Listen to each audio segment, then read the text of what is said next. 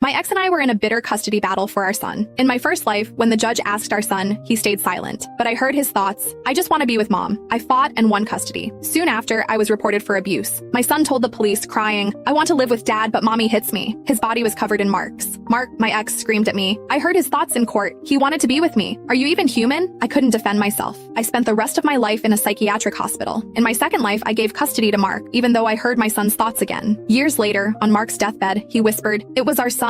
He poisoned me. He said he just wanted to live with you. He hated me for taking him from you." Now, a third time, I'm facing my young son again. Mark and I exchange a lost look. This little hot potato, who does he really want? I wish I could live with mom. I don't want to leave her. The familiar words echoed in my mind. I shuddered. This was the third time I'd heard them. I looked into my son's hopeful eyes, but the words I wanted to say were caught in my throat. The judge asked my son, Leo, again for his preference. Leo bit his lip, refusing to speak. Then I heard his thoughts again. Dad will get mad if I say it, right? I wish mom would just choose me. It was exactly like the first time. Leo wouldn't say a word, but I could hear his inner voice perfectly. In my first life, even though my financial situation was worse than Mark's, I had promised I would never remarry or have other children. The judge was moved and granted me custody. To make up for his absent father, I poured every ounce of my time and energy into Leo. I gave him the best of everything, but all my devotion earned me was an accusation of child abuse and my son's heart-wrenching screams. I hate mommy. I wanted to live with dad from the start, but she wouldn't let me. The memory of my first life was still seared into my mind. I wasn't going through that again. I pretended not to see his pleading eyes and turned my head away. The judge sighed. In that case, the court will decide based on which parent can provide a more stable and— No! Mark's voice boomed through the courtroom. I object! The judge frowned, annoyed. Mark struggled to compose himself. I request a recess. We need to discuss this privately. The judge agreed. 10-minute recess. Mark dragged me into a side room and got straight to the point. You've been reborn too, haven't you? When I nodded, Mark cursed under his breath. Last time his thoughts told me he wanted to live with me. He said you were mean to him. That's why I fought so hard to get custody. I nodded slowly. What I heard was the exact opposite. Mark stared at me, his expression a mixture of confusion and dread. Maybe you should take him, Mark said, his voice strained. In my last life, he wanted to be with you. He even poisoned me with a slow-acting toxin to make it happen. Remembering my own tragic end, a shiver ran down my spine. No thank you. I have no desire to end up back in a psychiatric hospital. Mark looked completely bewildered. What happened to our son? Who does he actually want to be with? I had no answer. He was only 10. How could he harbor such deep-seated malice toward us overnight? Our time was up. We had to return to the courtroom. When the judge asked if we had reached a decision, we both shook our heads. The judge adjusted his glasses, his displeasure obvious. Let me be clear. Even if you divorce, a minor under the age of 18 requires a legal guardian. This is a parent's legal obligation. Anything else is considered abandonment. You must make a choice. Who will be the primary caregiver? In that instant, a child's voice flooded my mind again. Mommy, I choose you. I want to be with mommy. I shot a look at Mark.